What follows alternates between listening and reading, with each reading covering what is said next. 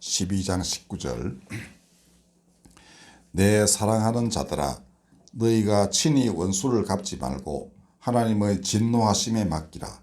기록되었으되 원수 갚는 것이 내게 있으니 내가 갚으리라고 주께서 말씀하시니라.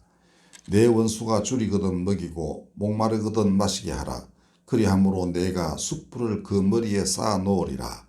악에게 지지 말고 선으로 악을 이기라. 아멘.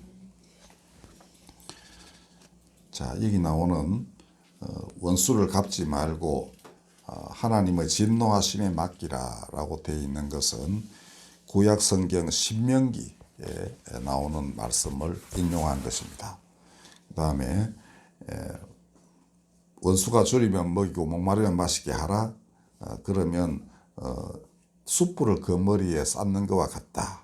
이거는 잠언에 나오는 기절을 좀 변형을 해서 한 건데, 아마 그 번역본이 여러 개가 있는데 그 중에서 여러분들이 잘 알지 못하고 우리도 잘 모르는 아마 70인역이라든지 이런 것을 정확하게 번역한 것이라고 합니다. 자, 문제는 이 말씀을 오늘날 이제 그대로 시행하려는 사람이 없다는 것이죠. 세상이 너무 척박해서 이렇게 진노를 그 원수 갚는 걸 하나님의 진노하심에 맡기는 것도 사람들은 기다리지를 못합니다. 또 입맛에 맞게 제때제때 그 악행에 대하여 하나님이 무슨 벌을 주시는 것 같지도 않습니다. 그러니까 더욱더 사람들은 하나님이 계시나 뭐 이렇게 생각을 하는 것 같습니다. 오히려 이러다 보니까 사람들의 마음이 점점 더 정말 성경 말에 따르면 강팍해져 가지고, 그러니까 완전히 이제 독한 마음만 남았다는 것이죠. 어떻게 흘러갔느냐? 성경에 보면 이제 처음 카인과 아벨의 얘기가 나오죠. 그때는 뭐 그 가족이 4명밖에 없는 때라고 되어 있습니다만은 어쨌든 카인이 아벨을 이제 죽였는데, 또 성경은 카인이 자기를 이제 잘못한 자기를 또 징벌하려는 딴 사람이 있다고 기록을 해요. 자, 그러니까 이거는 인간 사회 일반의 모습을 이제 그렇게 가상으로 이렇게 설정하고서 기록을 하고 있는 것인데, 바꾸고 말하면 그때만 해도 카인은 그게 두려워 가지고 하나님께 좀 살려달라고 빌어요. 이 정도는 그래도 괜찮은 것이었습니다.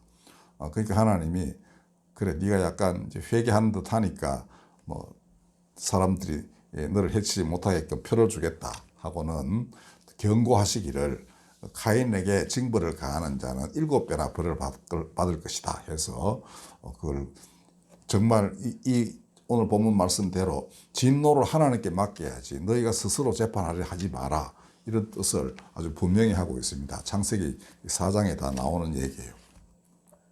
자, 그런데 이게 가만 내버려 두면 이런 이제 그 마음 먹은 자들이 점점 더 마음이 완악해져 가요. 그래서 그 육세손인 람에게 이르면은 뭐라고 그러냐 하면은 완전히 적반하장입니다. 가인에게 징벌을 가한 벌을 그 가인에게 가해를 한 자는 7배 벌을 받는다고 하나님 말씀하셨지만은 이 라멕에게 해를 가하는 자는 77배나 내가 갚아주겠다, 이렇게 호언장담을 합니다. 이거 완전히 적반하장도 유분수죠. 그러니까 자기가 뭔가 잘못했는데 그 자기에게 그래서 뭘 하면 77배를 갚겠다, 혹은 자기에게 뭐 위해를 가하는 사람이 있긴 있겠죠. 그렇지만은 하나님은 7배 벌 정도밖에 안 주시는데 자기는 77배를 갚겠다, 이렇게 했습니다.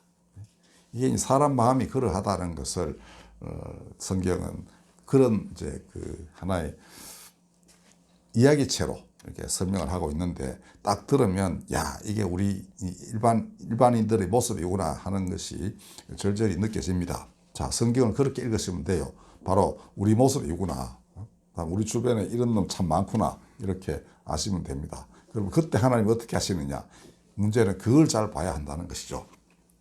오늘 본문은 그때 진노하시면 하나님께 맡기라. 그러면 그가 갚으신다. 반드시 갚으신다. 이렇게 말하고 있습니다. 자, 그러면 사람 할 일이 뭔가? 의외로 원수를 갚지 않고 원수를 잘 챙겨주라고 오늘 본문은 말하고 있죠. 원수가 줄이면 먹이고 목마르면 마시게 해라. 근데 결론이 뭐냐 하면 그러면 내가 숯불을 그 머리에 쌓아놓는 것이다. 그리고 악에 지지 마라. 선으로 악을 이기라 했습니다. 악에게 지면 안 된다는 겁니다. 이거 굉장히 중요해요. 그러니까 내가 악에 물들거나 혹은 악의 세력에 주눅이 들어가지고 물러서거나 이렇게 하지 말라는 겁니다. 선은, 여기 말하는 선은 원수가 줄이면 뭐이고 목마르면 입혀라. 그렇다고 해서 내가 그 악을 용납하거나 그 세력이 그냥 그 활개를 치도록 내버려 두거나 이런 것은 결코 아니라는 것입니다. 어떻게 하느냐, 이게 참 어려운 문제이긴 하죠. 자, 오늘날 보면은 이 라멕처럼 행하는 자가 바로 러시아에 있는 것 같습니다. 예? 괜히 우크라이나를 침략을 했죠. 원래 자기 땅이다 그러면서 했지만 우크라이나 사람들은 그 러시아 지배하에 들어갈 생각이 전혀 없는 것이었습니다. 그렇죠? 예? 그 요새 나온 보도를 보니까 우리 청년 시절에 소피아 로렌이 주연한 해바라기라는 영화가 있었습니다. 그 우크라이나가 그 해바라기 천지래요. 국화가 해바라기랍니다. 아주 아름다운 곳.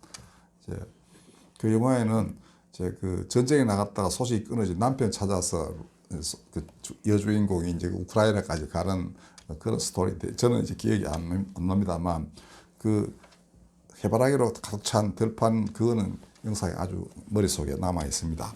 아름다운 땅이죠. 그 다음에 세계의 곡창이라 할 만큼 풍부한 농산물이 나오는 땅인데 지금 이거를 짓밟았으니, 그죠?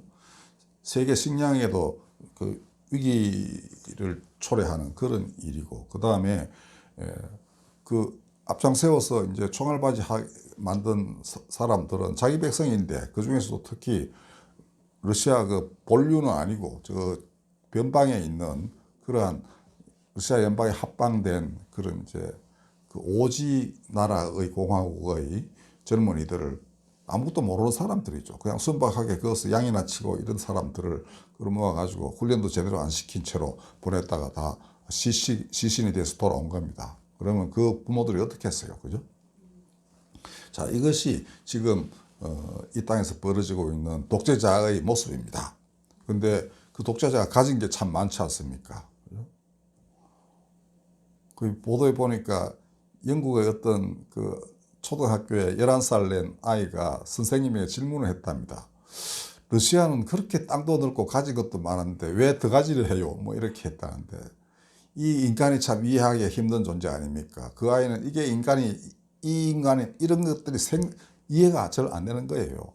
그 선생님은 대답할 말이 없다는 겁니다. 자, 어떻게 할 것인가? 이 참 진노를 하나님께 맡기기에는 좀 그렇고, 그 다음에 내한테 한번 다시 걸리기만 해봐라. 핵무기로 써버리겠다. 이렇게 협박하고 있으니 완전히 참 성경에 나오는 라멕을 연상케 합니다. 그렇죠? 자기가 잘못해놓고. 그 다음 내한테 다시 너 나토가 다시 달려들면은 너 핵무기 맛 좀 볼래? 이거니까 77배가 아니라 이건 완전히 뭐 하는 것인지 모를 정도로 이런 모습을 보이고 있습니다. 자, 그러면 참 성경이 옛날 사람인데 이 인생의 본질을 인간 중에 이런 자들이 또 이 지배권을 장악하는 것이 땅의 이 나라구나라는 것을 절감을 하게 합니다. 그죠? 세상이 그렇게 되먹었다는 걸 옛날 사람도 잘 알았던 거예요. 언제나 악한 자가 세력을 잡고 그 규합하는 자 모아가지고 많은 것을 가지고 더 가지려 하고 도대체 만족함이 없는 그런 인간 행태, 이게 우리가 오늘 여실히 보고 있습니다. 어떻게 할 것인가? 하나님은 안 계시는 것 같고, 어지간하면 전쟁 좀 그치실 것 같은데도 우크라이나 병사들이 그렇게 죽어나가고 러시아 군도 마찬가지고 이런데도 어떻게 할 방법을 찾을 수가 없는 것 같습니다. 그죠? 저는 그때 나토가 좀 더 전면에 나서야 한다고 말씀드렸습니다만은 그게 악에게 지지 않는 길을 좀 더 지혜롭게 찾는 것은 반드시 해야 될 일이라고 봅니다. 진노는 하나님께 맡길지라도, 그죠? 그 진노는 인간이 상상하기 어려운 진노이라고 생각이 됩니다만 어떤 식일지 모르나 좌우지간 오늘의 본문을 가지고 결말을 한번 말씀드려 보겠습니다. 자, 예수님이 그 십자가를 그 염두에 두고 하신 말씀 같은데요. 하나의 미랄이 땅에 떨어져 죽어야 많은 열매를 맺는다. 요한복음 12장 24절에 나오는 말씀입니다. 그러니까 미랄이 땅에 떨어져 죽어야 많은 열매를 맺는다. 그렇긴 하죠. 그러니까 모든 씨앗들은 스스로를 죽여 이제 아름다운 그 꽃을 피게 하고 열매를 맺게 하는 것입니다. 더 많은 열매를 맺게 되죠. 자, 이 누구나 농부라면 알만한 일들을 가지고 예수님께서는 자기의 운명이 어떤 것인지를 말씀하였고 또 하나님 나라가 그러하다는 것을 이야기를 하셨습니다. 자, 그러면 도대체 미랄이 땅에 떨어져 죽는다는 게 뭐냐? 오늘 본문이 바로 그것입니다. 보응하시는 하나님을 믿고 오늘처럼 이렇게 해야 되는 게 참으로 어려운 일이죠. 원수에게 뭐 목마르면 물 주고 하는 게 쉬운 일이 아닙니다. 그죠? 그 푸틴에게 뭘 주라는 얘기 같은데 이거 어떻게 가능합니까? 뭘 주란 말입니까?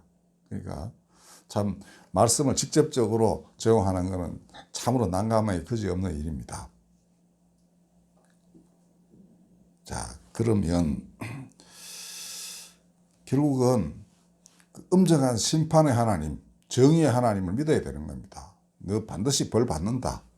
이 마음을 굳건히 가져야 돼요.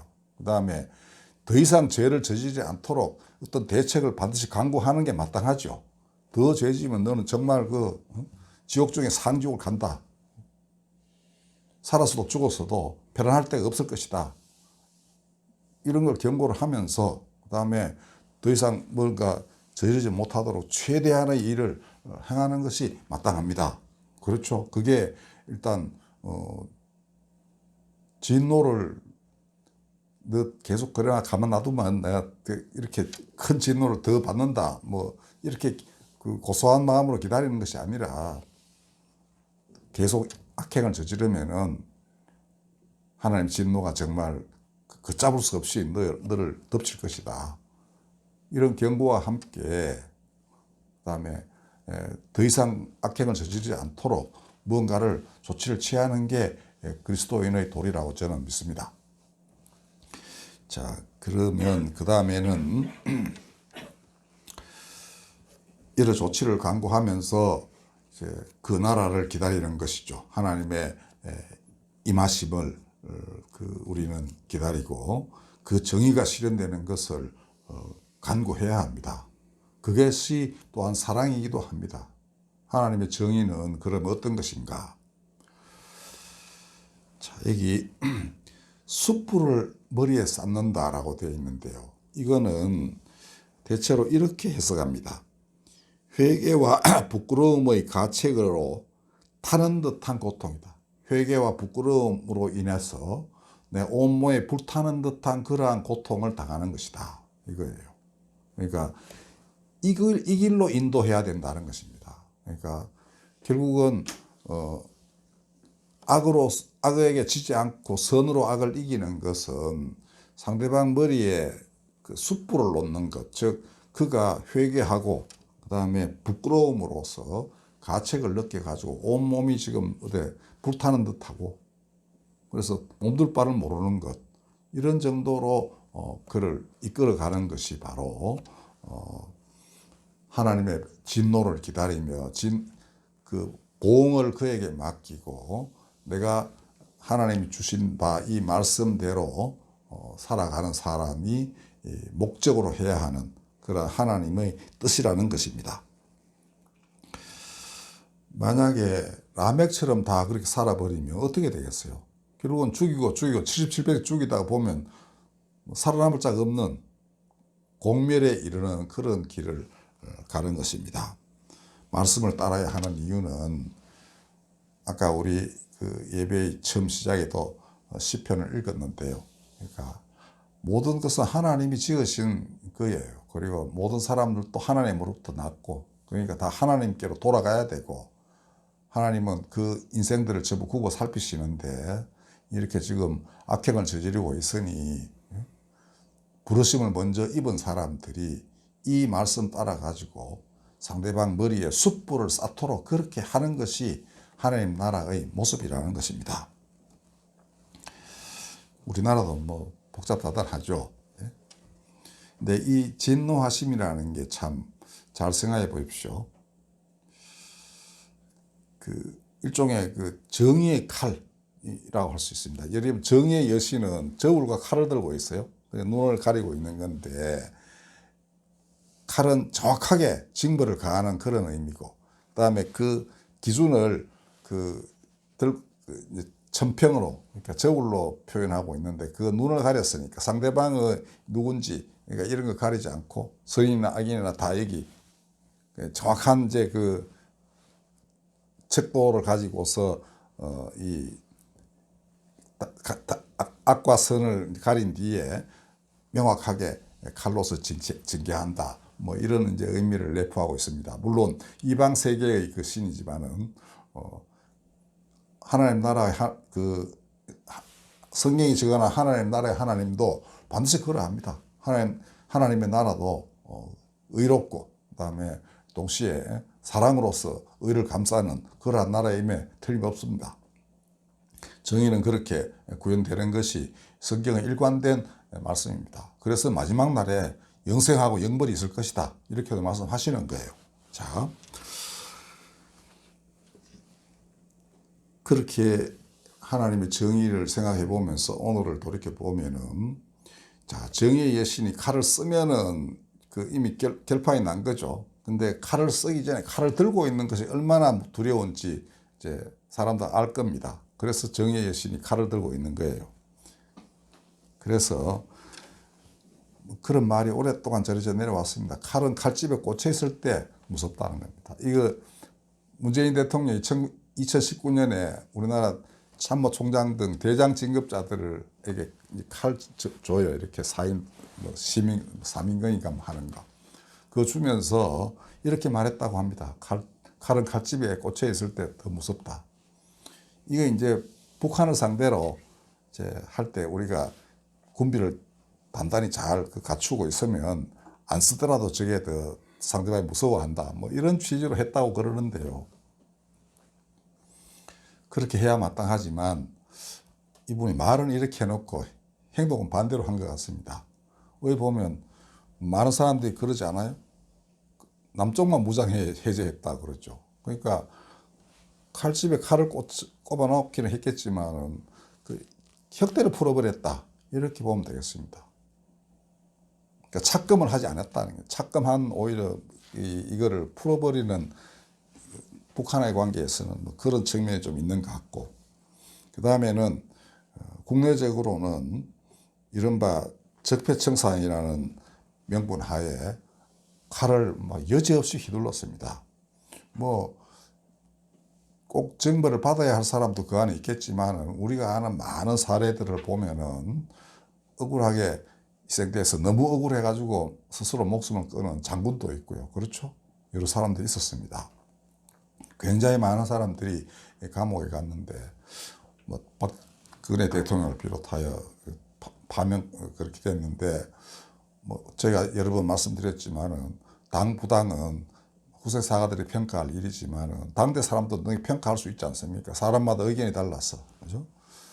자, 분명히 그는 칼을 칼집에 꽂아놓고 그렇게 해서 오히려 사람들이 스스로 돌이켜서 올바른 길을 가도록 한 사람은 아니었다. 그렇다면 이제는 다시 상대방이 칼을 빼가지고 휘둘러도 할 말이 없는 처지로 지금 내몰리게 됐다, 이렇게 볼 수 있습니다. 사람의 칼은 이러합니다. 사람이 휘두르는 칼은 자기도 휘두르고 싶죠. 근데 휘두르고 나고 그 다음에 힘이 다 빠지면 상대방이 칼자루를 쥐게 됩니다. 그러면 자기는 똑같이 보복을 당할 수밖에 없겠죠. 보복을 당해도 할 말이 없는 겁니다. 이제 나는 제대로 했으니까 나를 건드리지 마라, 이건 말이 안 되는 것이죠. 제대로 했다면 그럴 겁니다. 그러나 칼을 뽑은 자는 대부분은 제대로 하지 않습니다. 그렇죠? 사람이 휘두르는 칼은 이렇습니다. 근데 새로운 정부가 어떻게 할지 모르겠습니다만은 적어도 정당한 법칙 집행은 당연합니다만은 그걸 빌미로 어떤 정치적 쉽게 말하는 보복, 이거는 마땅치 않다. 이건 만고의 역사가 증명하는 바입니다. 그렇다면 하나님의 칼은 어떠한가? 아까 말씀드렸죠. 도대체 하나님이 계시는지 안 계시는지 모르겠다. 하나님이 진노하시면 맡기라고 해놨는데 언제 진노를 하셨는지 모르겠다는 거예요. 코로나는 아무한테나 오는 겁니다. 그렇죠? 악한 자만 코로나 걸리는 거 여러분들도 걸린 분도 계시지만은 전쟁에 아까 보십시오. 우크라이나 전쟁에서 선한 사람이 많이 죽었습니다. 그렇죠? 러시아 장군 중에 푸틴 눈에 든 사람이 일선에 나왔겠어요? 그냥 크레물린에 앉아가지고 돈은 저 서방 세계에 맡겨놓고 잘 살고 있는 겁니다. 저 변방에 있는 청년들만 있고 그들만 도대체 어디로 끌려간지도 모르고 나왔다가 죽은 것이죠. 자, 하나님은 그 진노의 칼을 감추고 계시니까 도대체 이게 지금 세상은 안 계시는 것 같다는 말이에요. 그러나 하나님의 칼은 꼽혀 있을 때 정말 위험이 있습니다. 하나님을 아는 사람은 그것을 느끼고 있어요. 야, 이거 인류가 잘못하면 큰일 난다 이거죠. 저런 불의를 그냥 두고 그다음에 이거를 그냥 용인하고 그냥 너 땅 다 가져가라, 원하는 데 가져가라, 이렇게 협상하고 이래 가지고는 이쪽 세계에도 재앙이 임하는 것입니다. 하나님의 칼은 정말 여러분들 무섭다는 것을 아셔야 돼요. 과거처럼 인간이 악한 자가 그냥 번성하고 하는 날은 이제는 끝나갈 날이 얼마 남지 않았습니다. 하나님은 반드시 자신의 나라를 이룩하십니다. 우리가 이 사순절에 그리스도의 고난을 기억하지만은 이제 그는 그 고난으로 이룩하신 하나님 나라를 완성하실 때가 됐고 그것을 반드시 이루실 것입니다. 그 나라에는 행악자들은 이렇게 돼야 돼요. 회개와 부끄러움의 가책으로 몸이 타는 듯한 고통을 겪습니다. 이게 영벌입니다. 그래야만 그 십자가가 또 온전하게 되죠. 그는 죄인들, 바로 그런 자들을 위하여 또 희생하신 분이니까. 그죠? 자, 이 미묘한 정말 찾아가기 어려운 좁은 길을 그리스도인들은 가야만 됩니다. 정정당당한 일을 하되 마지막에는 이렇게 악한 자들을 회개와 부끄러움으로 인도함으로써 그들이 스스로 구원의 길에 나아오도록 문을 열어주는 거. 참 어렵겠죠. 그렇지만은 이 아주 좁은 길을 찾아내서 넓히고 넓혀서 결국 하나님의 나라가 이루어지도록 하는 것. 이것이 현대를 살고 있는 그리스도인들의 사명입니다. 어렵더라도 우리가 이 마음 가질 때 비로소 든든해집니다. 강해집니다. 악한 자들이 넘보지 못할 만큼 거룩함을 갖추게 됩니다. 야, 저건 안 되겠네 싶은 생각이 들도록 이렇게 대하면 돼요. 왜냐하면 하나님이 거기 계시기 때문에. 좀 뭔가 칼집에 뭘 갖고 있는 칼을 꽂고 있는 것 같은데 안 빼니 더 아무 보이지 않으니까 힘들죠. 저 칼이 어떤 식으로 얼마나 잘 드는지, 얼마나 예리하고 그다음에 힘이 센 것인지 모릅니다. 이때가 하나님 나라가 그러한 모습이에요. 이때가 상대방이 두려워하는 때죠. 그리고 더 이상 악행을 저지르지 않도록 그렇게 되는 것입니다. 우리나라 새 정부가 어떻게 될지, 또 러시아를 대하는 인류가 어떤 길을 가게 될지 잘 알 수 없으나 좌우지간 진노를 하나님께 맡기는 거, 이거 원칙은 변함이 없다. 그리고 하늘의 미랄이 땅에 떨어져야 많은 열매를 맺듯이 이 오늘 로마서의 가르침대로 마지막에는 이들 또 살려내는 어떤 그러한 그 마음가짐으로 세상을 대하는 사람들이 있어야 된다는 겁니다. 교회는 참 누구나 뭐 원수 갚자라는 건 누구나 다 할 수 있는 말이에요. 다 쉬운 얘기입니다. 그 다음에 감정에 연합하는 거니까 누구나 다 그렇게 하면 사람들이 많이 모여요. 그죠? 그러나 원수를 갚되 이런 식으로 갚아내는 거, 이거는 정말 인기 없는 길이어서 아무도 잘 안 따르겠지만은 이 길만이 살 길입니다. 그러면은 모든 사람들이 다 라멕이 돼 가지고 세상이 엉망진창됩니다. 이게 예수님께서 오셔서 십자가를 지셔야 했던 이유가 바로 인간이 그러하기 때문입니다. 부디 이제 믿는 사람들은 그 라멕의 길에서 벗어나서 그리스도의 길을 따르는 사람들이 되어야 합니다. 문재인 대통령 저주용이라 그러지 않습니까? 뭐 그런데도 이렇게 하니 이 사람들이 하나님 어떻게 믿겠습니까? 정말 거룩한 성도들이 나타나서 이 땅에 새로운 길이 열리기를 저는 바랍니다. 기도하겠습니다. 거룩하신 하나님, 참으로 성도의 길이 어렵습니다. 그 좁은 길 따라서 원수가 줄이면 물 먹이고 마시고 먹이게 하는 그러한 성도들, 그러나 결코 악에 지지 않고 선으로 악을 이기고 그러한 지혜와 용기와 힘을 가진 사람들, 불의에 대한 모든 정보를 갖고 있을 때 결코 칼을 뽑지 않음으로써 오히려 상대방이 승복하고 새로운 회개의 길로 접어들게 하는 그러한 사람들, 하나님, 그것이 정녕 당신의 모습입니다. 그렇게 하나님의 형상으로 거듭난 많은 사람들이 이 땅을 다스리는 그러한 세상 오게 하여 주시옵소서. 예수님의 이름으로 기도하였습니다. 아멘.